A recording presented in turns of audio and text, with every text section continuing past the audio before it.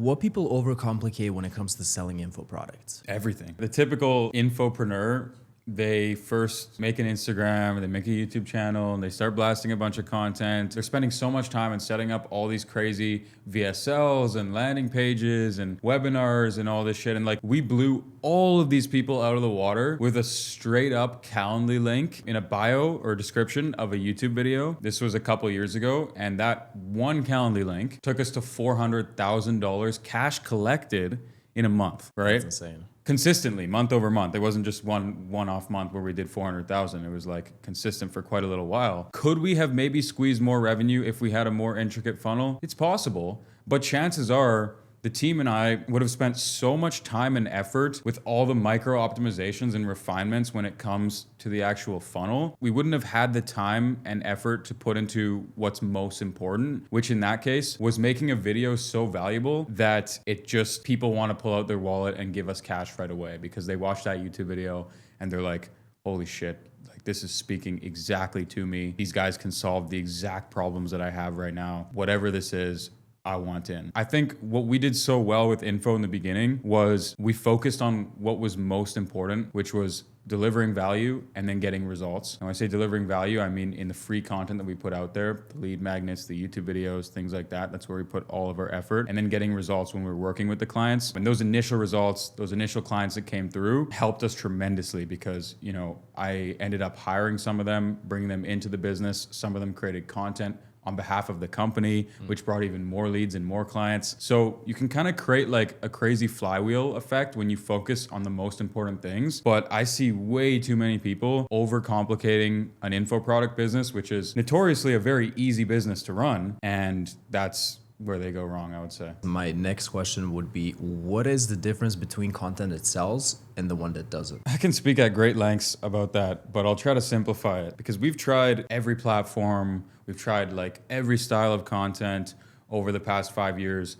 And what I can say right off the bat is that views and followers do not equate to cash collected. Vanity metric. Exactly. You have to be speaking directly to your ICP if you want to expect to close deals, right? And this is why you see some people with a personal brand that have 10,000 followers and get 10,000 views a video that do multi-six figures a month with their info product. And you have influencers that have millions and millions of followers and tons of influence and people who care about them and attention and support, but nobody wants to buy a $5,000, an $8,000, $10,000 product off of them. Maybe they'll buy some $20 makeup boxes if they plug it as an affiliate link or some low ticket digital product. But to be able to charge extremely high prices when we're talking about high ticket info, you have to be able to provide an immense amount of value and your content has to showcase that you can. And so in that content, you could be looking at making testimonials or case studies of clients that you've already worked with and exactly how you've solved their problems and gone above and beyond for those clients. You could talk about your own experiences and how you yourself have gotten the perfect dream outcome, the desired result of your dream clients. And I'm not talking about, you know, just the cash. I'm talking about the lifestyle. I'm talking about the real benefit behind why somebody wants what you're selling. You know, let's say you're selling an offer on how to get to $10,000 a month, right? The vehicle doesn't really matter and the technicalities behind the offer doesn't really matter. The specifications, the same way when you sell a physical product. What really matters is the benefit. You know, what is that product providing in that person's life? And so when you understand your ICP so well, you understand that, okay, this person probably wants the ability to travel anywhere and to live, you know, in a country that is hot and by the beach, or maybe they want status and they want a nice watch on their wrist. And then when you understand these things so well, even the status thing, you can then cultivate your info product or your offer around status. This is exactly what Andrew Tate did with the War Room. And that's why he was able to sell it so well, because it wasn't so much about the information, it was about the fact that this is an exclusive cult of extremely high value men who get a lot of girls, who travel the world, who make millions of dollars.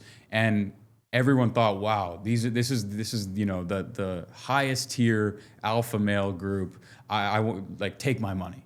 right? Because they were desiring status. And Andrew Tate knew that. He knew that so well that that's exactly what his audience wanted. More than money, more than freedom. And then he rolled out the War Room and he made a ridiculous amount of money. So yeah, I guess it all comes down to understanding your target audience so well and speaking to them. So what would be the first thing that you would fix in somebody's funnel to triple their revenue? I mean, obviously it's very situational, but I would say just as a general rule of thumb, I would fix their content. I would fix their front end before anything else. And this kind of goes into what I was talking about before with the whole simplicity aspect. Because, when you think about it in the info space, why is it that people run paid live calls, people run webinars, people have type forms, people have basic landing pages and VSLs, people send leads straight to a Calendly? Why is it that there's so many different ways to funnel your leads and make cash, right? The answer is that because all of them work. Literally all of them work. There's no golden funnel or no magic fix. It all just comes down to how good is the content. When you're talking about organic, when you're talking about a personal brand, how strong is the brand and how good is the content and how well does it speak to the ICP? Now, when you're talking about ads and paid media, of course, that's a bit of a different game, and it really gets complex and confusing when you start to look at all the different media buying platforms. I think for meta ads, you can leverage your personal brand. A lot of info sellers right now are using Instagram story ads, so swipe up and DM. I know this is getting a little bit more technical than I would have hoped right now, but I think this could be helpful. So Instagram story ads straight to DM. If you have a very powerful Instagram account, of course, verified, you have pictures on there that implicitly show the lifestyle and the dream results for your client, then that's going to boost the results that you're getting, and you're going to get cheaper CPMs, cheaper cost per lead. And then you're going to have a DM setter inside of your Instagram. That's a very effective way to sell info product. We also have YouTube ads to webinars. So that's a pretty effective way as well. And the reason why YouTube ads work so well, especially if you have a YouTube channel already, is because you can retarget all of those viewers who have watched a video, who have gained a bunch of value from you, and then who see you, later on when they happen to be watching another video. They'll recognize your face, they'll listen to the ad, they'll swipe up, sign up for the webinar, and then you can close them all in the webinar. But again, I just want to reiterate and highlight how important it is to not get overwhelmed with all the different media buying platforms and all the different funnel strategies, because realistically, you can just pick one of them, whichever one of them you think is the best, and whichever one of them your team maybe has the best skill set that aligns the most with, and whichever one you're most comfortable with doing, and then just become really, really good at that. And you can always expand outward later on, but even just strictly organic, no ads, not even retargeting ads, you can easily get to $50,000 or $100,000 a month in profit with almost every single info product offer that I've seen. And then from there, you can consider getting into ads. And that would be my preferred approach. And bro, you literally gave them everything. Yeah. You literally gave them everything. All right, what's a belief you had about growing your info product that turned out to be completely wrong? In order for me to scale to 6 figures or multi-6 figures a month, I would need a product so exceptional that, when people come in, they're blown away. They can't believe it. They rave to their family and friends. And I could not have been more wrong on this. I spent a lot of time early on trying to build out a custom platform. And this was, before there's an excessive amount of AI tools and people know how to, code things in seconds. And so I sunk a lot of money and time into projects that didn't even come to fruition for my info product company. And then I saw Andrew Tate 6 months later pop up with, quite honestly, a very shitty product and do 10 million a month. And that's when I realized that people are not buying the product. They're literally buying you. They're buying your story, your journey, they're buying status, they're buying lifestyle. They could care less if your info product is hosted on School or if it's hosted on WAP. There is no, no one size fits all or no one best platform, or you shouldn't even consider wasting time and money and energy building custom softwares for your info product until you're at a certain revenue mark. Do we have a custom platform now? Yeah, we do, as of very recently. But it took us years to get to that point, and we're very happy with that because we made a lot of mistakes a couple years ago trying to do all this, and then we're like, you know what, screw it, let's forget about it. And what happened? Our revenue doubled because we put all of our attention back into the content and back into the front end. And then once we were at a point where we're like, okay, you know, we're happy with the inflow. Let's do a little bit more for our clients. Let's see if we can build this software that we once had the idea for, or build this custom platform. But I think that's a big thing, is just realizing that like you don't need to do this revolutionary stuff. And in fact, you shouldn't, because it can hurt you more than it can help you. And at the end of the day, what do you really want to do with your info product business? You want a lean cash flowing machine, typically, and you want to provide insane value to your clients and show them exactly how to do something and solve their problems. Now, for you to go and waste 6 figures and endless hours of your time building a custom platform that would probably fall apart and is probably shittier than just using something like School or like WAP, that is a complete misuse of time and energy and resources. It's just stupid. But I think a lot of people, they also get like a big head and a big ego, and they're like, you know, if I'm going to get into this info product thing, I'm going to do it differently than everybody else, and I'm going to have my own custom platform, and people are going to see my own software and see that I'm the #1 guru. I'm not like everybody else, and they're going to use that as like their content messaging. But in my opinion, it's just stupid. Focus on what works. Yeah, you just have to launch the product and constantly reiterate. You have some data back from the founding members, and then just you get more capital and just reinvest into the business, and that's it. That's what Andrew Tate did as well. And I think the coaches were from Fiverr and Upwork. Yeah. And then once he like got a bunch of money, he just invested into the top talent. That's it. Yeah, well, also it's like you have any issue in your business, whether it's operational, whether it's HR, whether it's management, how can you fix that? More top line growth, more revenue expansion. You make more money. Now you have more money to go and hire the best talent in the world, to use the best softwares, to fix any issue and, you know, drastically improve your business. But if you're spending all of your time not focusing on marketing, not focusing on growth, not focusing on top line revenue, how are you ever gonna, you know, become a world-class company or fix these things? So I like what you said, you know, it's just launch the product and then endlessly iterate. That's what all the biggest companies on earth are doing. You think Apple's just sitting back and they're like, yeah, we got this? No, yeah. They're iterating every single day, and that's why they're at the top of their game. It puts some fire underneath your ass. So you have to do everything that it takes, like, to actually make it work. A few days ago, you talked about how outright ecom was floating around like 30K a month, and you were stagnating at that point. What actually took you to get outright ecom from 30K per month to where you are at this point? The biggest lever that I pulled was hiring a sales team, but not in the way that you might think. I think, you know, a lot of info product guys, they are very in-house. Like you have to hire everything in-house, and you have to, you know, have this insane 90% profit margin and all this stuff. And although I do think there's some merit for it, at a certain point, if you've been struggling with creating a sales team for 15 days, for 20 days, for 30 days, you have to remember that money loves speed, and you're not going to get to the bag unless you move fast. Yeah. And so for me, it was like I was struggling with the sales side of things. I mean, how could I not? Because I was putting so much time and effort into content and into service delivery that leads were falling through the cracks. You know, we weren't hitting up and tapping into every single lead. We were having poor calls with the leads as well, because some of the sales guys that I hired weren't like top tier.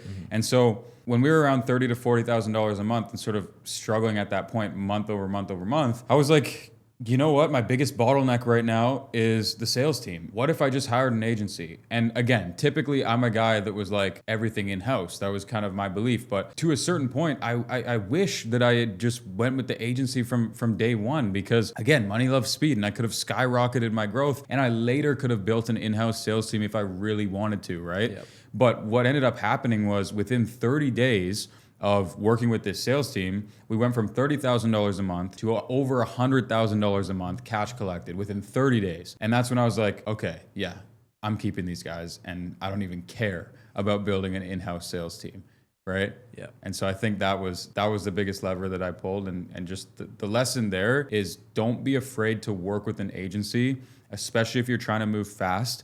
And depending on the business as well, you got to understand, an info product business, especially one that's tied to a personal brand, is typically not a business that you build for massive enterprise value and you try to sell down the line. It's typically a free cash flowing machine that you'll use to then, you know, put some of that money into other investments, or take some of that money and put it into a business that you're building for enterprise value. And so when you think about your goal in terms of actually running the business, what are you doing with that, kind of bottom line at the end of the day, it makes sense to move as quickly as you can and get as much cash in the door as possible instead of hoarding on to every last percentage of your profit, right? Exactly.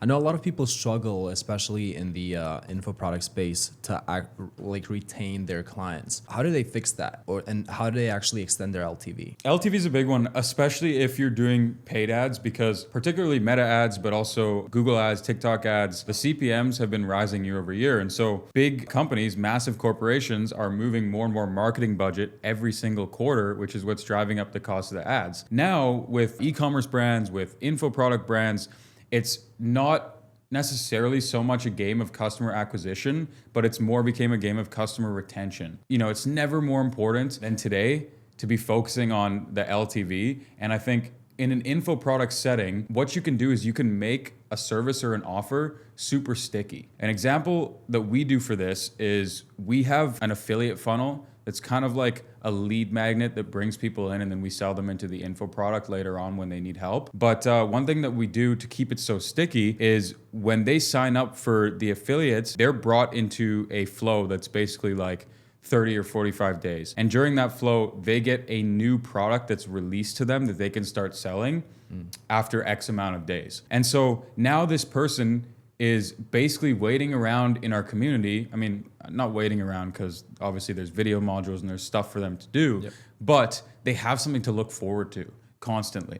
And I think that's something that you can very easily implement into your service or into your product. I mean, think about if you had a community-based info product, you could have new course modules dropping every 30 or every 45 days. So that way, people would think twice before they go ahead and cancel their subscription if you're doing an MRR model, because they know that, oh shit, in a week, he's updating this with all these new strategies and I should be here. So I think just thinking of ways constantly to service your existing clients is going to help you more than trying to always chase up the next client, especially, and this is especially important if you're using paid ads, because again, we're reaching a point in time where we might have to be spending more than we're making on paid ads on the front end and break even or even, turn a profit over time.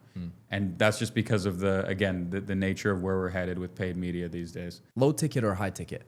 I really prefer the high ticket model. I think, we've tried low ticket, we've tried high ticket, we've tried mid ticket, but the problem with low ticket is regardless across the board, the churn rates are going to be extremely high. Yeah.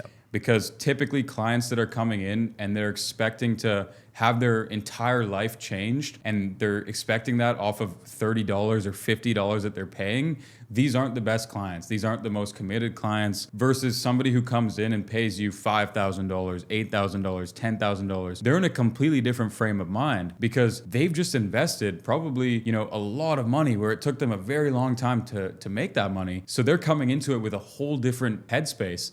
And I think that's why, for me, it's so much more fulfilling to work with higher ticket clients as well. And it's so much easier to get them results because of their own mindset. And of course, the business just makes a lot more money typically with high tickets. I've seen very, very few examples of low ticket communities that are crushing it. And usually these communities are attached to influencers or personal brands that have millions and millions of followers. And I think for most people probably listening to this are starting out, they're in a position where they're building more of a micro niche personal brand. And if you're doing that, high ticket is definitely the way to go. Paid ads or organic content? One or the other. You can't pair it. That's a tough one. Really comes down to the individual and their skill set. But in the info product space, for me, organic has always been my go-to. Again, the profit margins are insane. The benefits that you get from building a personal brand are insane. So it's like, all that time and effort that you're spending to bring in clients by building your personal brand, you're still reaping rewards from it later down the road. And it's like, although that personal brand isn't necessarily something that you can sell because it's you, it is an asset and it will continually bring you value for years to come, whether it's, value in networking, whether it's value in sponsorship or brand deals or affiliate marketing or info products, or you want to start an e-commerce company and you want to leverage your existing audience to get that product off the ground. There's just a million reasons why building a personal brand is extremely valuable. So if you're in it for the long term, I believe organic is the number one thing you should be doubling down on when building an info product business.